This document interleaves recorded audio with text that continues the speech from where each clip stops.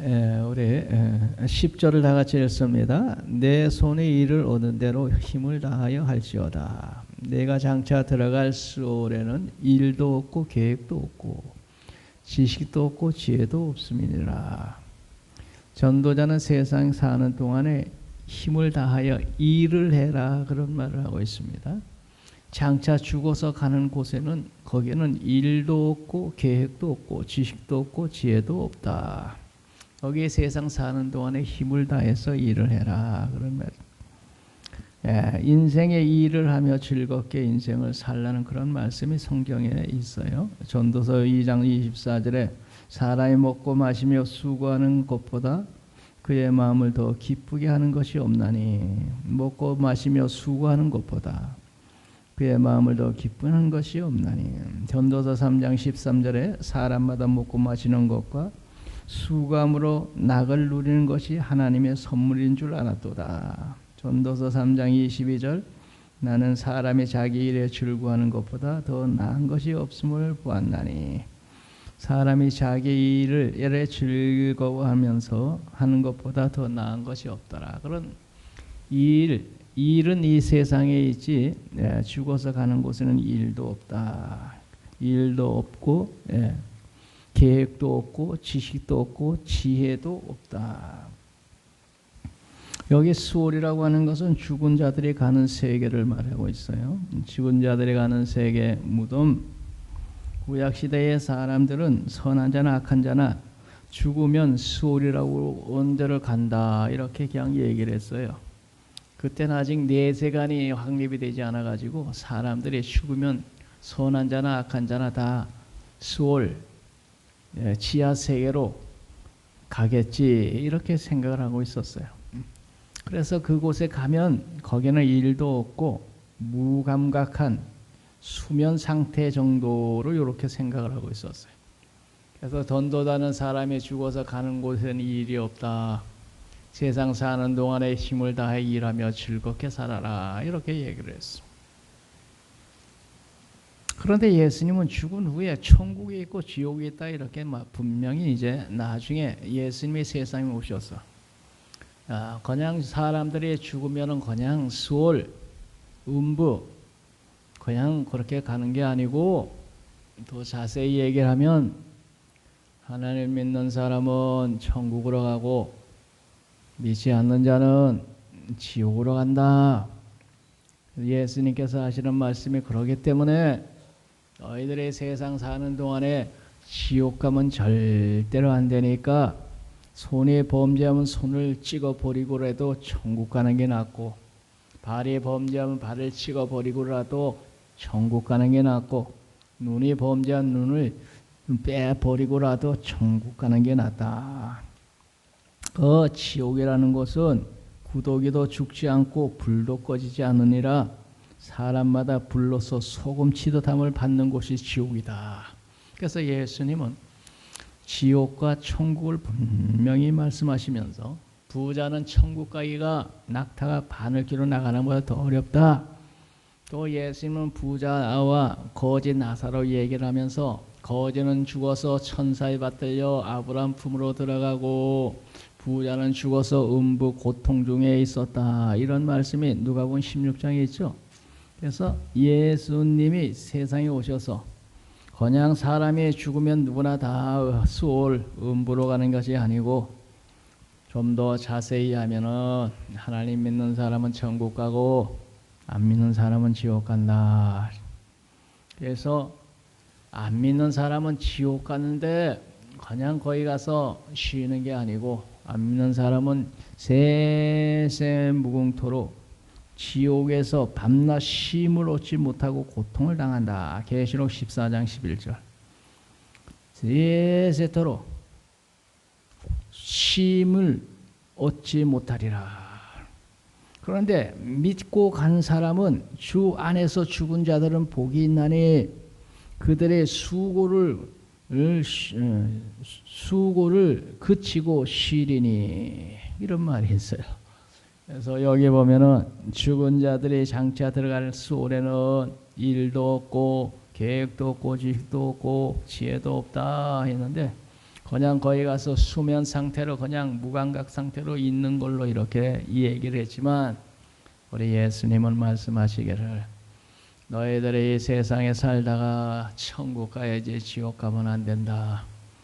천국 주 안에서 죽은 자들은 모든 수고를 쉬고 그곳에 안식을 하지만 그러나 주 밖에서 사는 자들은 밤낮 쉼을 얻지 못하는데 세세토록 쉼을 얻지 못하리라.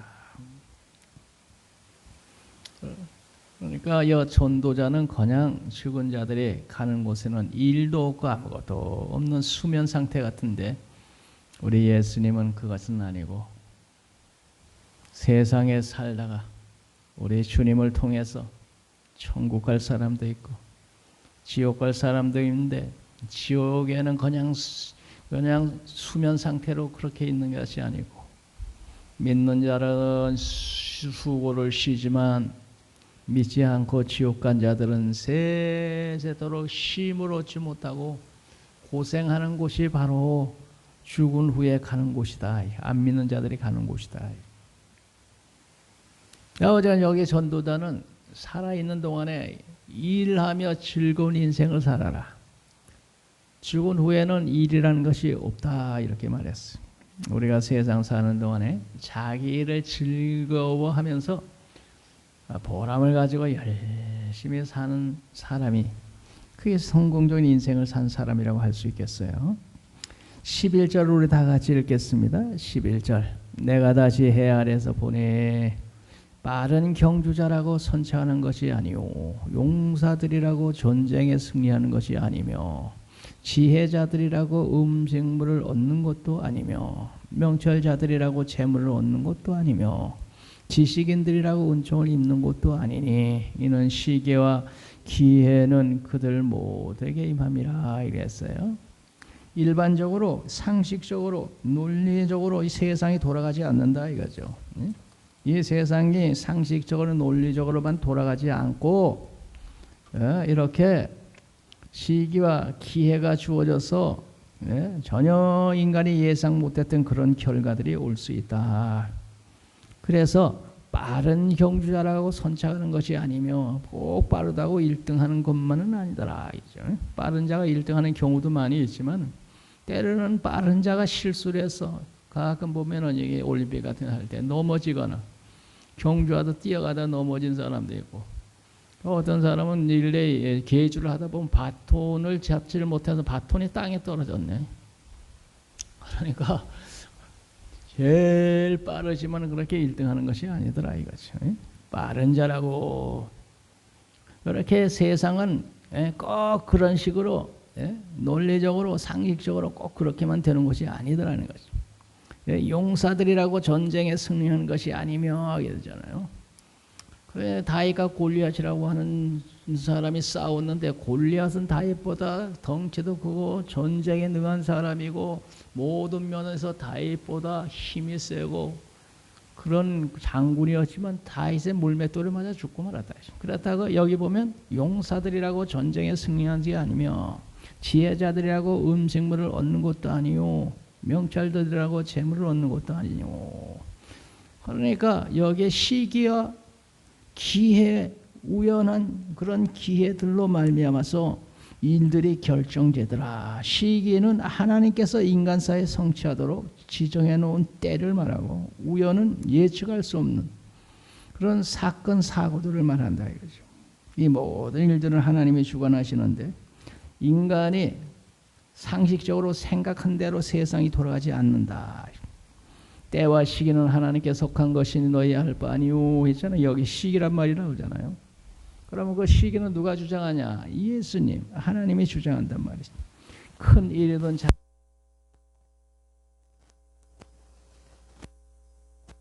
벌어지지 않지만 하나님께서 이 우주를 다스리는 것도 하나님이 하셔요. 모든 것은 하나님이 주관하신다. 그래서 우리들이 하는 말에 최선을 다하고 결과는 하나님께 맡기자. 안 믿는 사람들은 최선을 다하고 나머지는 운에 맡긴다.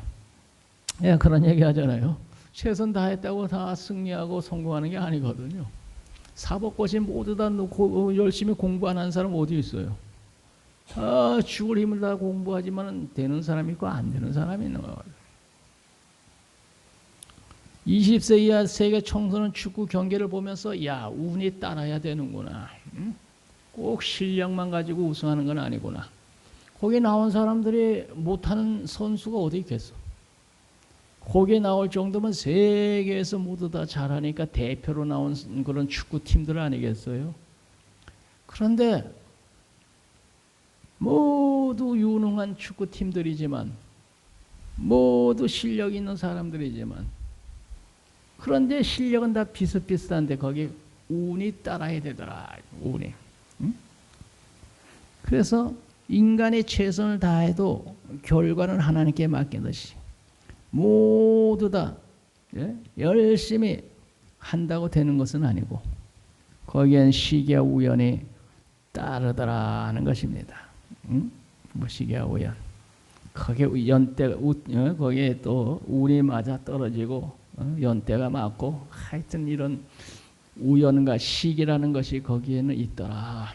그런 그 우연과 시기를 누가 주장합니까? 하나님이 하신다는 거예요. 하나님. 그래서 우리들이 하나님 앞에서 최선을 다하고 결과는 하나님께 맡겨서 돼도 하나님이 뜻이고 안 돼도 하나님 뜻이고 그 대신 우리들이 인간이 할 수 있는 최선은 다하고 결과는 하나님께 맡기자 그래야지. 아이들이 공부를 안 하고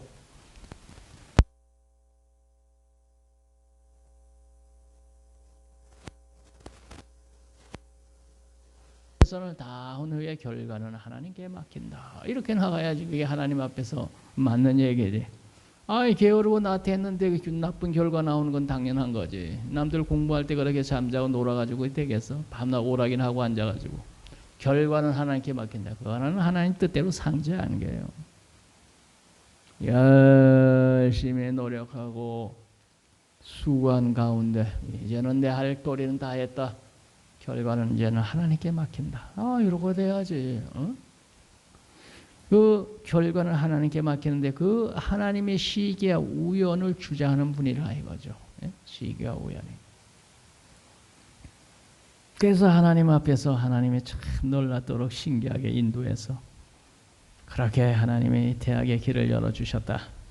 직장의 문을 여셨다. 뭐 이렇게 저렇게 얘기를 하는 거죠. 최선을 다하고 하나님께 맡겨야 시기와 우연은 하나님이 주장하시는 것이니 12절 다 같이 읽겠습니다. 분명히 사람을 자기의 시기도 알지 못하나니 물고기들이 재난이 그물에 걸리고 새들이 올무에 걸린 같이 인생들도 재앙의 날이 그들에게 홀연히 임하면 거기에 걸리느니라. 분명히 사람은 자기의 시기를 알지 못하나니 사람이 알지 못하는 게 많이 있는데 그 중에 하나가 자기의 시기를 알지 못한다. 자기에게 닥쳐올 일, 자기의 장래에 닥쳐올 재앙을 알지 못한다는 게 마치 물고기가 그물에 걸리듯이 새들의 올무에 걸리듯이 사람들은 자기의 앞으로 닥쳐올 재앙을 알지 못하고 있다가 재앙이 덮치면 꼼짝 못하고 당하는 길밖에 없다. 사람은 시기를 알지 못한다. 사람이 알지 못하는 게 상당히 많은데 앞으로 다가오는 시기, 앞으로 예상치 못한 재앙 그런 것이 닥쳐올 줄을 어떻게 알겠어? 알았으면 대비를 하지. 얼마 전에 한가리 다니무강에 놀러 갔다가 그게 사고 나서 30여 명이 물에 빠져 죽었지. 그런 재앙이 닥칠 줄 알았으면 왜 그 배를 타겠어? 그런 재앙이 닥칠 줄 알았으면 못하러 한가리까지 가겠어. 인간은 앞에 닥칠 줄 이런 일을 모른단 말이야. 인간은 자기의 시기도 알지 못하는 물고기가 그물에 걸리고 새가 올무에 걸리듯이 그걸 모르고 뛰어드는 거야. 물고기가 그물 속으로 새가 올무로 날아드는 거야. 인간도 뭘 몰라가지고 그래가지고 자기도 모르게 재앙이 덮친데도 무방비 상태로 있다 그다음에 당하는 길밖에 없다. 왜? 모르니까. 앞에 무슨 재앙이 닥쳐올지 모르니. 그거 어떻게 해야 됩니까? 우리는 그걸 모르니까 우리의 앞길에 다가오는 모든 것을 아시는 하나님 의지하고 그런 시험에 들지 않기를 깨어있어 기도해야 될 줄로 믿습니다. 우리 하나님은 그것을 알고 계시네. 알고 계신 하나님을 의지하고 하나님 오늘도 하나님께 맡깁니다. 그런 재앙에 덮치지 않도록 주님이 지켜 주시옵소서.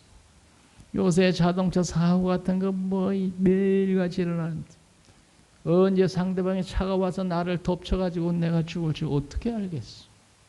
하루를 시작하면서 하나님 아버지 오늘도 나의 앞길을 하시는 하나님께서 오늘도 나를 그런 시험에 들지 않도록 지켜주시옵소서. 우리들의 겸손히 하나님 의지하면 사망의 음침한 골짜기에서도 우리 하나님께서 지켜주실 줄 믿습니다. 13절 우리 다 같이 읽습니다. 내가 또 해 아래서 지혜를 보고 내가 크게 여긴 것이 하나가 있다. 해 아래서 전도자가 직접 체험한 한 가지 지혜로운 사건이 있었다는 것이죠. 14절 다 같이 읽습니다. 그 작고 인구가 많지 아니한 어떤 성읍에 큰 왕이 와서 그것을 에워싸고 큰 영복을 쌓고 치고자 할 때에 그래 작은 인구가 작은 조그만 성읍에 큰 왕이 군사를 대군을 거느리고 와서 포위를 하고 흉벽을 쌓고 치고자 할 때에잖아요. 그러니까 이제 큰일 났습니다. 조그만 성인데 큰 대군을 몰러와서 치려고 하니 이거 큰일 난 거 아닙니까? 그래서 모든 사람들이 겁을 먹고 있을 때에 15절 다 같이 읽습니다. 그 성읍 가운데 가난한 지혜자가 있어서 그의 지혜로 그 성읍을 건진 것이라. 그러나 그 가난한 자를 기억하는 사람이 없도다. 여기에 이 전도자가 하는 얘기는 실제로 있었던 그런 걸 예를 들어서 얘기를 하는 겁니다. 어떤 적은 성에 큰 대군이 몰려왔는데 이제 겁을 먹고 있을 때 그 성에 가난한 지혜로운 자가 지혜를 써서 그 위기를 극복할 수 있었다는 것입니다. 그런데 문제는 그 가난한 자가 지혜를 써서 위기를 극복했는데도 나중에 사람들의 기억을 그 가난한 자를 기억을 하지 않더라. 가난한 자를 기억하는 사람이 없더라. 그런 위기에서 건져 주었는데도 가난한 그 지혜자를 우습게 여기고 사람들의 기억지 아니하고 고맙게 생각지 아니하고 그런 사람을 상도 주지 아니하고 그런 가난한 자의 지혜를 무시하는 그런 일이 있더라 하는 것입니다. 위기에서 건져줬는데 사람들이 가난하다고 무시하고 없인 여기고 그 지혜로 성이 구원을 받았는데도 가난하고 없는 사람이라고 사람들이 무시하고 기억도 안 하더라. 세상에는 그런 일들이 다 있더라. 그러니까 사람은 외모를 보고 판단하면서 가난하면서 사람들이 무시하고 그런데 우리 예수님 말씀하셨습니다. 너희가 제자의 이름으로 소자에게 냉수 한 그릇이라도 주면 나는 다 기억했다가 나는 너에게 상을 주리라. 큰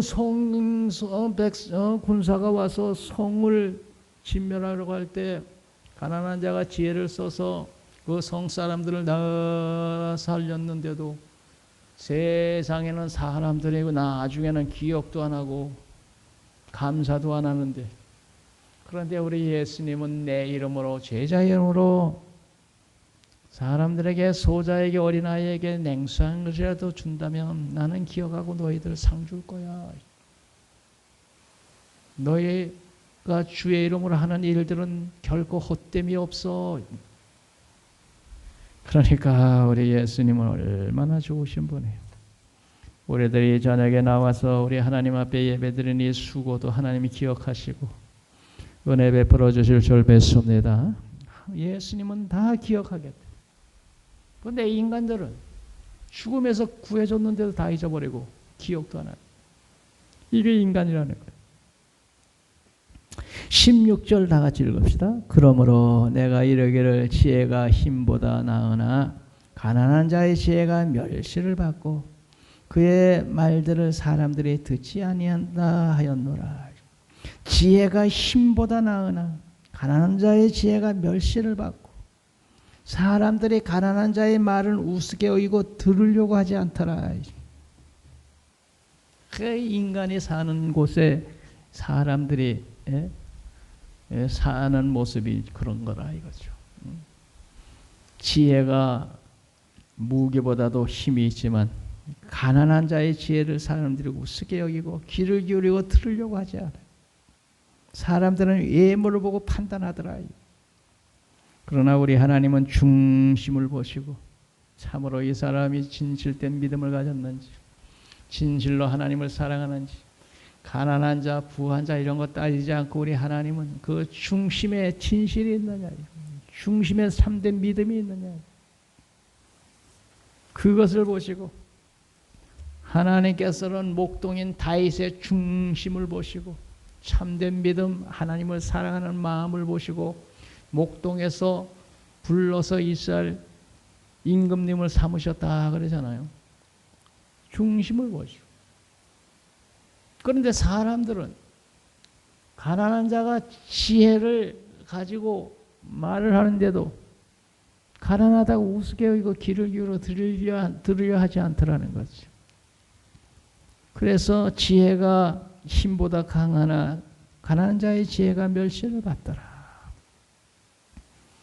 17절 우리 다 같이 읽겠습니다. 조용히 들리는 지혜자들의 말들이 우매한 자들을 다스리는 자의 호령보다 나으니라. 조용히 들리는 지혜자의 말이 우매한 자들을 다스리는 자의 호령보다 나으니라. 권세자들이 권세를 가지고 호령을 하는 것보다는 지혜자가 조용히 이 지혜의 말을 하는 것이 더 귀하니 지혜자의 말에 귀를 기울여라.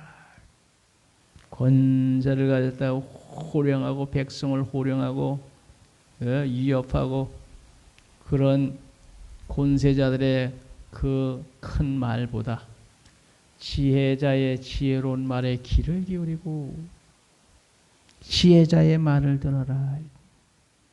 우리 예수님은 오늘날 산 언덕에 앉으시니 사람들이 나오는지라. 산에 앉으신 예수님의 조용조용 사람들에게 산상순의 말씀을 전하셨습니다. 입을 열어 가르치시되 심령이 가난한 자는 복이 있나니 천국이 저희 것이며 애통하는 자는 복이 있나니 그들이 위로를 받을 것이며. 그 사람들은 모이는데 예수님이 앉으시니 사람들이 나오는지라. 앉아서 말씀 전하는 예수님의 핏대를 세워가지고 소래시려 말씀하셨겠어요? 한 언덕에 앉은 예수님이 사람들이 나와 앉으니까 그 앞에 사람들을 보고 조용조용히 심령이 가난한 자는 복이 있나니 천국이 저희 것이며. 그렇게 조용조용히 한 지혜의 말씀이 얼마나 영향력이 있는지 말이죠. 지금까지도 그 말씀이 온 세상 사람들에게 울려 퍼지고 있는 거예요. 그 조용조용히 하신 말씀. 지혜자가 큰 소리를 호령하는 것보다 권세자가 큰 말로 호령하는 말보다 지혜자의 조용조용하는 말에 더 위력이 있으니 귀를 기울이라. 조용히 들리는 지혜자의 말들이 우매자들을 다스리는 자의 호령보다 나으니 지혜의 말씀에 귀를 기울 줄 아는 사람이 되어라. 18절 우리 다 같이 읽습니다. 지혜가 무기보다 나으니라. 그러나 죄인 한 사람이 많은 선을 무너지게 하느니라. 한 사람의 지혜가 전쟁 무기보다 더 낫지만 죄인 하나가 많은 선한 것을 망칠 수 있다. 지혜가 무기보다 낫다. 그러나 무력을 가진 권세자가 지혜를 활용하지 않고 무력을 행사하다가 보면 선을 무너뜨리기도 한다.